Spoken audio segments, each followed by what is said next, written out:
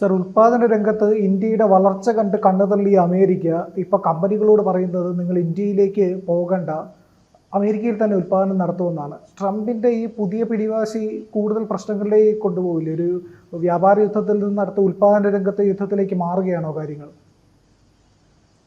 ഇത് പ്രിയൻ വരാൻ കാരണം ഇന്ത്യയിലെ പ്രൊഡക്ഷൻ സെന്റർ ആപ്പിൾ പറഞ്ഞിരുന്നു ചൈനയിൽ മെയ്ഡ് ഇൻ USA.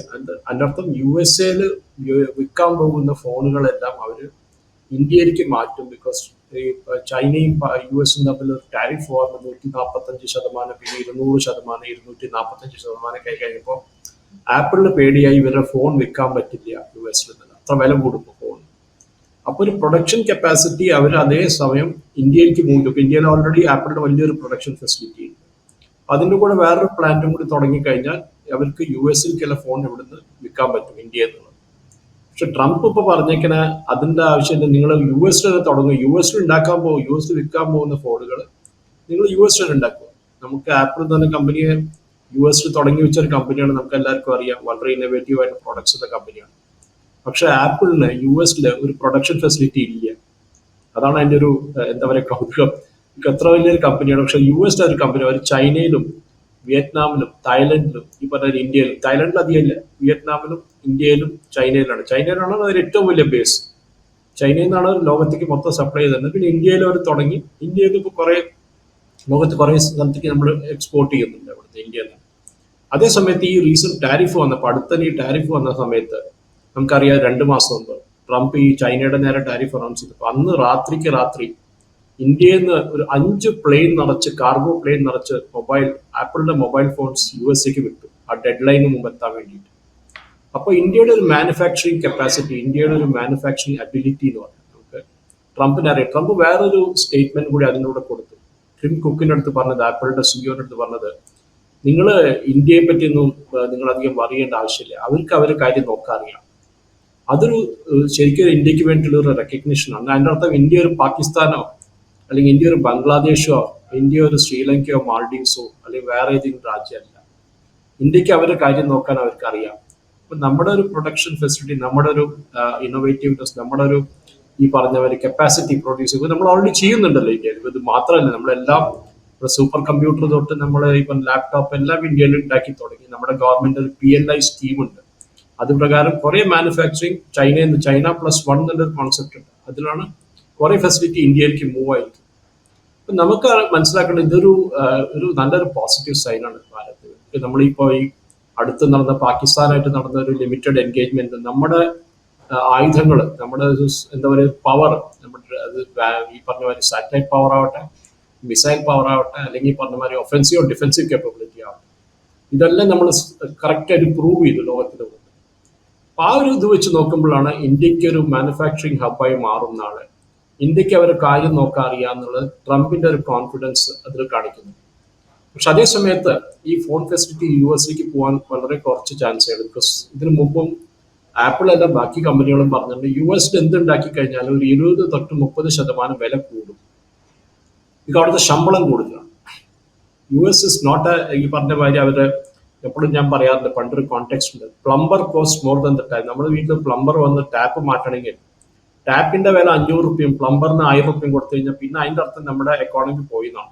അതാണ് അമേരിക്കയുടെ ഒരു പരിസ്ഥിതി. ഇപ്പോൾ ഇന്ത്യയിൽ അത് ആവുന്നുണ്ട്, പക്ഷെ ഇന്ത്യയിൽ ഇപ്പം അത്ര ആ സ്റ്റേജിലേക്ക് എത്തിയിട്ടില്ല. ഇപ്പൊ നമ്മുടെ അവിടെ ഒരാൾ ടാപ്പ് റിപ്പയർ ചെയ്യാൻ വന്നാൽ നമ്മൾ 5 പണി അയാളെ കൊണ്ട് ചെയ്യിപ്പിക്കും വേറെ. പക്ഷെ അമേരിക്കയിൽ അങ്ങനെയല്ല, അവൻ അത് മാത്രമേ ചെയ്യൂ. അവർക്കൊരു റൂൾ അങ്ങനെയാണ്. പക്ഷെ അത് അമേരിക്കയിൽ എന്തുണ്ടാക്കിയാലും, കാർ എന്തിനാണ് മെക്സിക്കോയിൽ ഉണ്ടാക്കുന്നത്, കാർ എന്തിനാണ് ചൈനയിൽ ഉണ്ടാക്കുന്നത്, കാർ എന്തിനാണ് കാനഡയിൽ ഉണ്ടാക്കുന്നത്?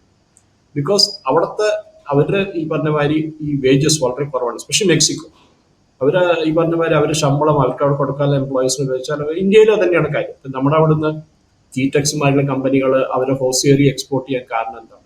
നമ്മുടെ അവിടുന്ന് ഫാർമ പ്രോഡക്ട്സ് US-ലേക്ക് പോകാൻ കാരണം എന്താണ്?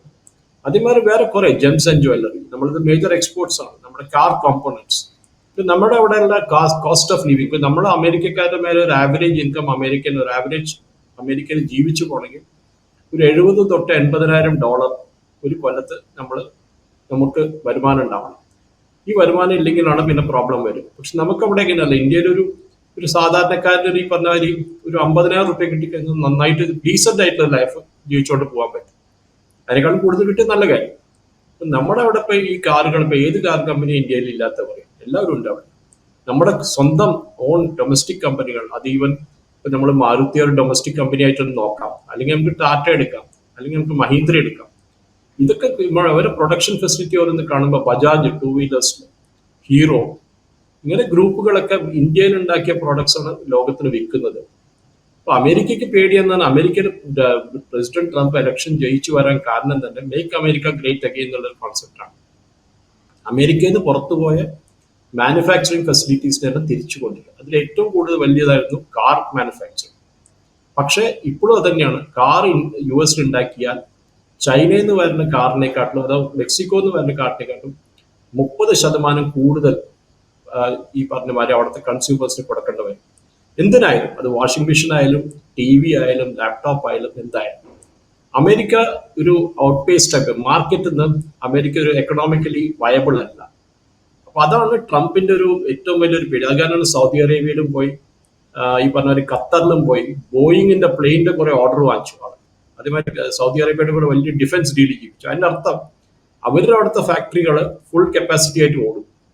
സൗദി അറേബ്യക്ക് എത്ര ആയുധങ്ങൾ വാങ്ങിച്ചിട്ട് ചെയ്യാനൊന്നും ഇല്ല. ബിക്കോസ് അവരെ നേരെ ഇപ്പോൾ ഹൂത്തികൾ മാത്രമേ ഉള്ളൂ അപ്പൊ എന്തെങ്കിലും 2 റോക്കറ്റ് അടിക്കുന്നത്. പക്ഷെ അവര് ചെലവ് നമ്മുടെ ഭാരത ദേശത്തിനെക്കാളും കൂടുതലാണ് ഇപ്പൊ അവരുടെ ചെലവ് നോക്കിക്കഴിഞ്ഞാൽ. അതേസമയത്ത് ഖത്തർ എയർബസ് ഓർഡർ ചെയ്തില്ലേ, ബോയിങ് ഓർഡർ ചെയ്തു.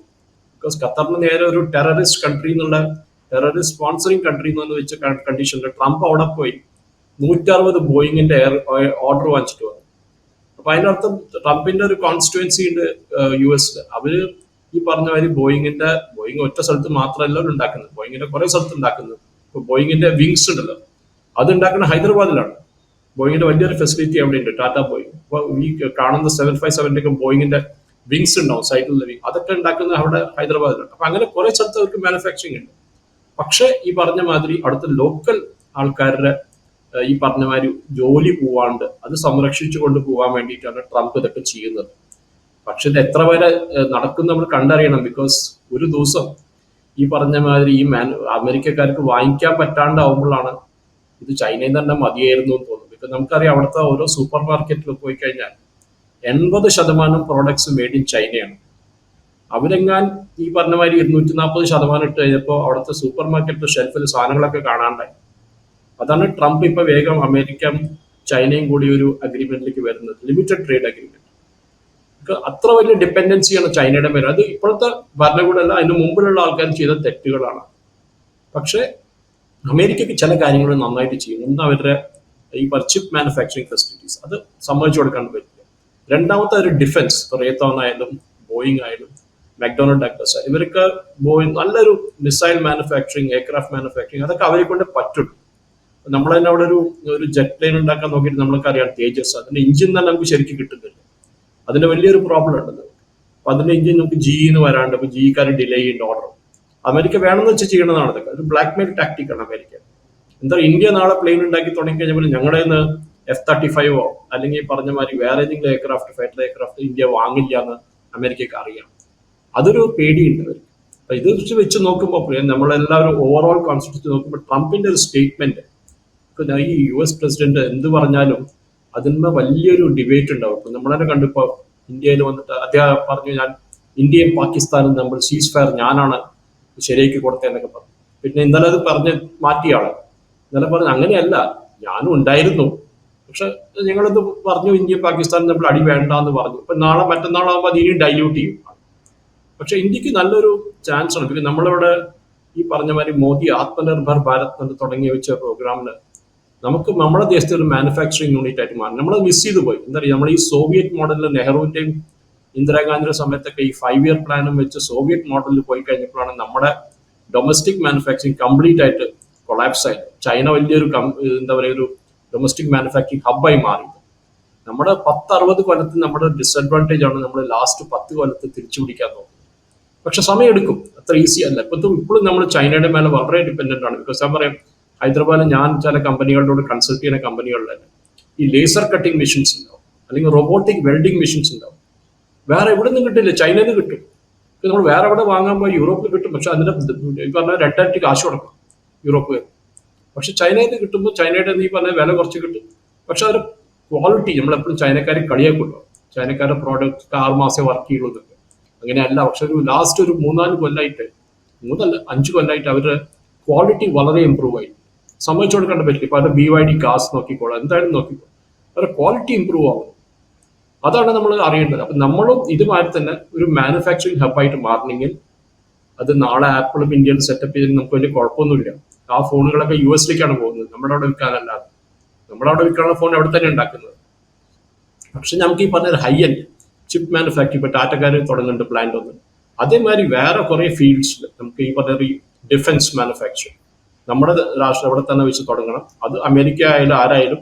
ഇപ്പൊ നമ്മൾ റഫാലിന്റെ കേസ് ആയാലും നമ്മൾ 72 കോൺട്രാക്ടേഴ്സ് ഇന്ത്യയിലുണ്ട് റഫാലിന്റെ ഈ പ്ലെയിൻ മെയിൻറ്റെയിൻ ചെയ്യാൻ വേണ്ടി. 72 കോൺട്രാക്ടേഴ്സ്. അപ്പൊ അതങ്ങനെ നമ്മൾ ഓരോ കോൺട്രാക്റ്റും നമ്മൾ കൊടുക്കുമ്പോഴും 1 ലക്ഷം കോടി കൊടുത്താൽ അതിൽ 80,000 കോടി എവിടെ തന്നെ ഉണ്ടാവണം എന്നാണ് ഒരു റൂൾ വെച്ചേക്കുന്നത് നമ്മൾ. അത് 70-80,000 70 to 80% ഇൻഡിജനൈസേഷൻ വേണം. അതിപ്പോ റഷ്യ തന്നെ കണ്ടില്ല. S-500 അവർ പറയുന്നത് നമ്മൾ ഇനി ഇന്ത്യയിൽ കൂടെ ഞങ്ങൾ ജോയിന്റ് ഹെറ്റ് ഉണ്ടാക്കാന്ന് പറയും. റഷ്യ ഇന്നുവരെ ചെയ്യാത്ത കാര്യമാണ് ജോയിന്റ് വെച്ചർ. അപ്പൊ അതാണ് നമുക്കൊരു വിക്ടറി ആയിട്ട് കണ്ട ട്രംപിന്റെ statement India can take care of it self എന്നുള്ളത്. അത് വലിയൊരു കോംപ്ലിമെന്റ് ആണ് ഇന്ത്യക്ക്. തീർച്ചയായും സാർ. അപ്പോൾ ഇന്ത്യ ഒരു വലിയ ഉൽപ്പാദന രംഗത്ത് ഒരു വിജയ കുതിപ്പിലേക്ക് പോകും. അത് ട്രംപിന് വരെ ബോധ്യമായിരിക്കുന്നു എന്നുള്ളത് കൂടി നമുക്ക് മനസ്സിലാക്കാൻ കഴിയും ഇതിൽ നിന്ന്. കൂടുതൽ വാർത്തകളും വിശേഷങ്ങളും നിങ്ങളിലേക്ക് എത്താൻ ABC മലയാളം സബ്സ്ക്രൈബ് ചെയ്യുക, ബെൽബട്ടനും അമർത്തുക.